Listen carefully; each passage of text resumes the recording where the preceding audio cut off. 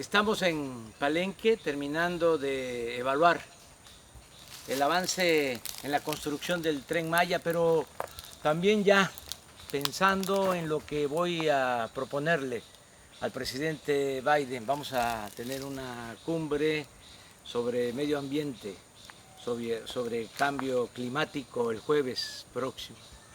Y lo que le quiero proponer, y lo comparto con ustedes, es de que se amplíe a Centroamérica el programa Sembrando Vida, que sembremos árboles. Miren este cedro de 50 años.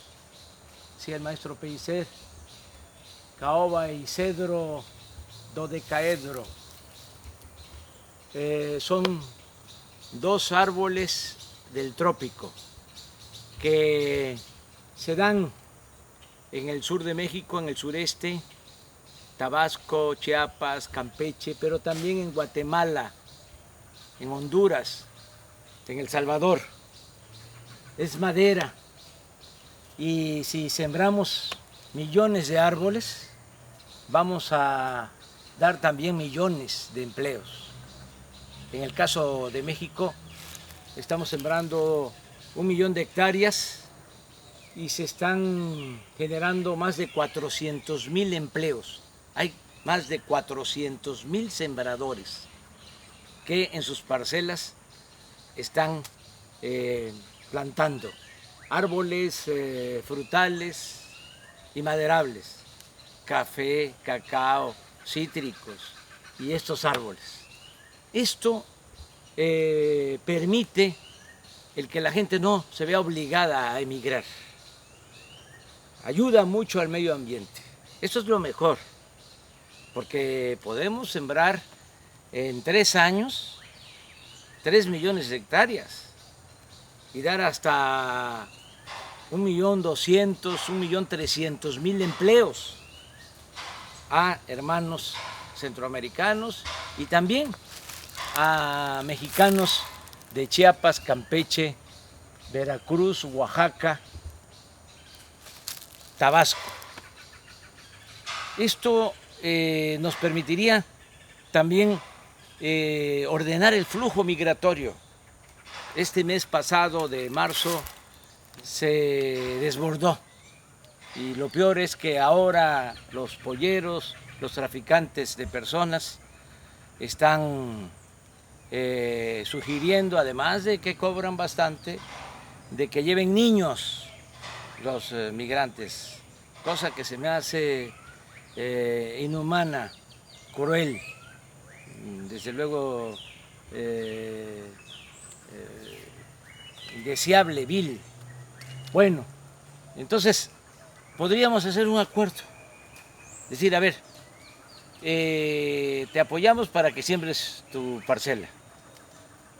Si vas a sembrar café, si vas a sembrar cacao, pues son 3 años. Te apoyamos 3 años y más.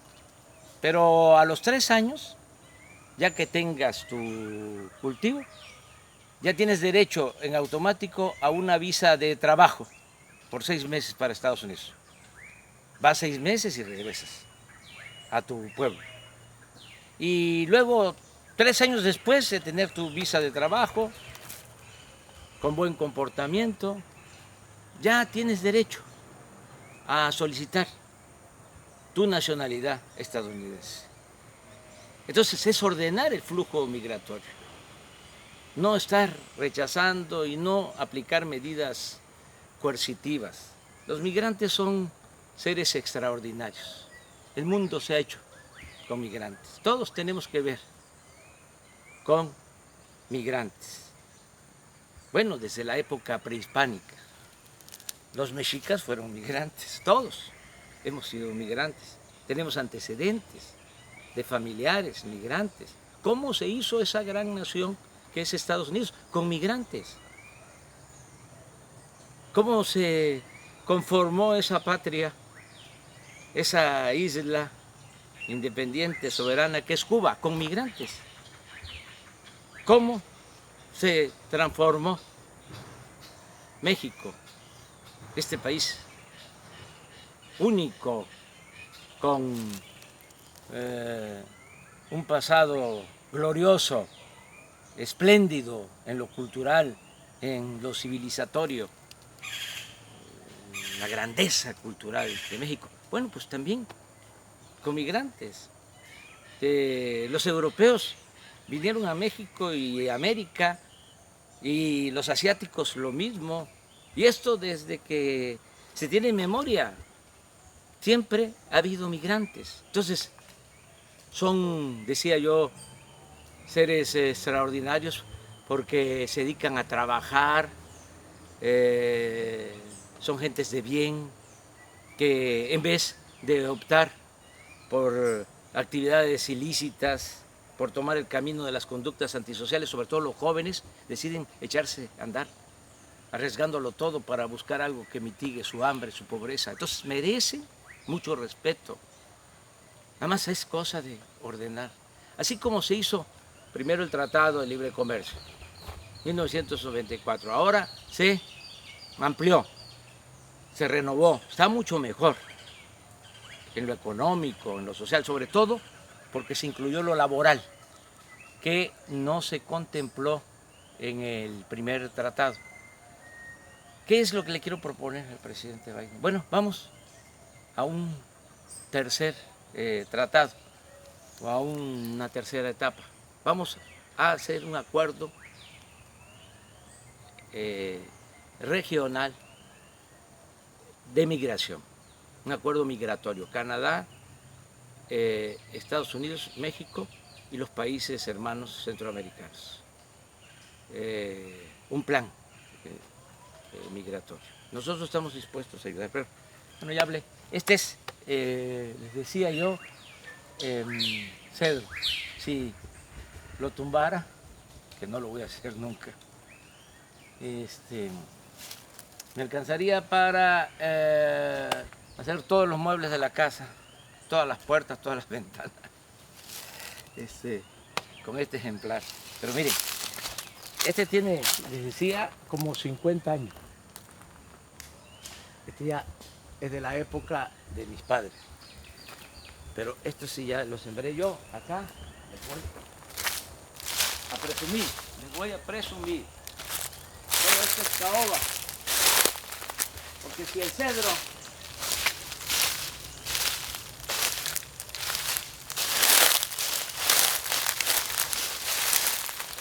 es madera fina, esta es la reina de las maderas, la caoba. Cuando tengan oportunidad, bueno, los que pueden, pero hay muchos que van a Europa, en las puertas de los palacios, los muebles, los escritorios hechos por ebanistas de aquel entonces, todo eso está hecho con esta madera. Con caoba. Esta la sembré hace 9 años y fíjense cómo está todo esto. Claro, si se dan cuenta, aunque la sembré al mismo tiempo, hay unas más grandes, con más grosor que otras. ¿A qué se debe? Bueno, tiene que ver con la calidad de la planta, la fortaleza de la planta. Tiene que ver y sobre todo con el agua.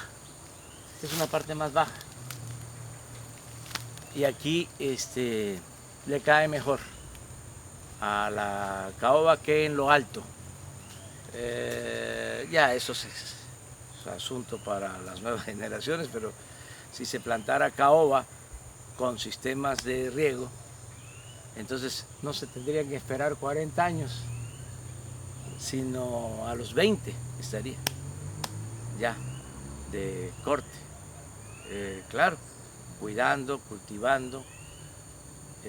Esto es lo que quiero que se pueda extender. Ya en el caso de México, les comentaba, tenemos el programa Sembrando Vida. Nada más aquí en Chiapas hay 80,000 hectáreas sembradas de madera.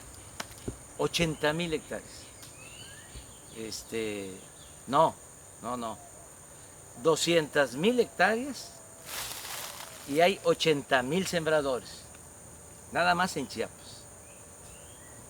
¿Y cuál es la diferencia de Chiapas y Guatemala si somos pueblos hermanos? Es cosa de extender el programa con las condiciones a las que hice referencia.